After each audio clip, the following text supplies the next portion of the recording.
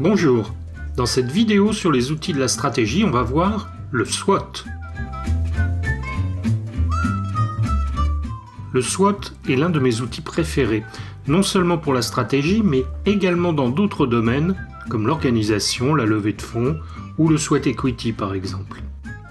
Commençons par la définition du SWOT, qui est un acronyme anglais, S pour Strengths, ou les forces en français, W pour Weaknesses, ou faiblesses, O pour Opportunities, ou opportunités, et T pour Threats, ou menaces.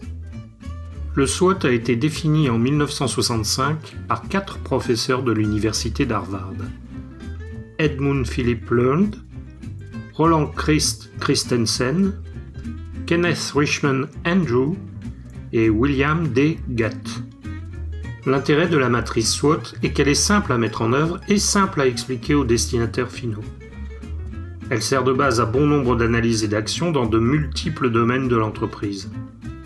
Elle analyse les forces et les faiblesses, c'est l'interne, les opportunités et menaces, ça c'est l'externe, en permettant une vue globale et facile à assimiler pour l'entreprise. Le SWOT, qui est tourné vers le futur, sert de base, de point de départ, aux analyses et diagnostics stratégiques.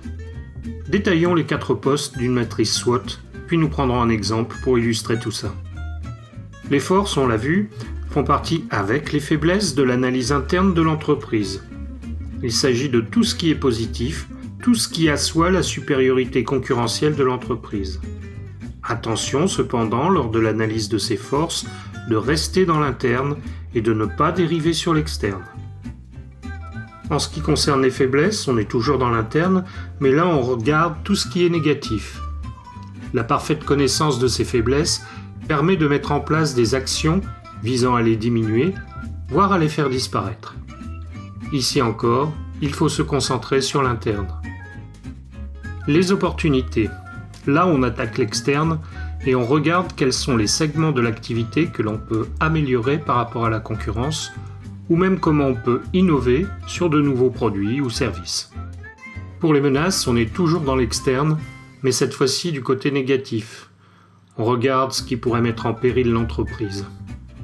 Cette analyse permettra de mettre en place des moyens pour contrôler les menaces. À propos de menaces, je vous engage à visionner la vidéo sur le Black Swan. En matière de menaces, c'est quand même le top. Ce n'est pas toujours simple de répertorier ces différents facteurs. Ça nécessite une bonne connaissance de l'entreprise et de son environnement.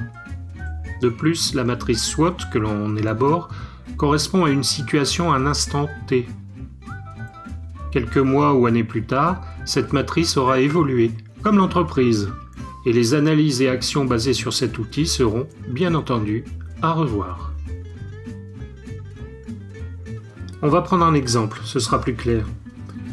Travaillons sur les vidéos d'information et de formation sur Internet, comme par hasard. Au niveau des forces, nous avons la flexibilité de temps et d'espace, l'innovation pédagogique. Pour les faiblesses, on peut noter l'isolement de l'apprenant, l'hétérogénéité du public. En ce qui concerne les opportunités, on retiendra que compte tenu de la situation actuelle, il y a une volonté de suivre des formations en ligne. On touche un large public, toutes spécialités confondues. Pour les menaces, on a les webinars, la multiplicité des offres. Le SWOT est un outil puissant, mais attention, ce n'est qu'un outil parmi d'autres pour mettre en place votre planification stratégique. Son efficacité réside dans le fait de bien classer les forces, les faiblesses, les opportunités et les menaces. Un élément d'ailleurs peut se retrouver dans plusieurs catégories, être à la fois une force et une opportunité par exemple. Lorsque l'on établit une matrice SWOT, il faut prendre en compte tous les services de l'entreprise. L'erreur étant de se concentrer uniquement sur le R&D, la production et le commercial, mais les autres fonctions de l'entreprise doivent également faire partie du processus de recensement et des actions qui en découlent. N'oubliez pas de relire et réajuster régulièrement votre SWOT pour l'adapter aux évolutions de votre organisation interne et de votre environnement. Pour vous aider à établir votre SWOT, vous trouverez en annexe de cette vidéo une matrice vierge qui pourra vous aider à répertorier vos différentes catégories. Si vous avez des difficultés ou des questions à propos de cet outil ou d'autres choses, n'hésitez pas à nous contacter.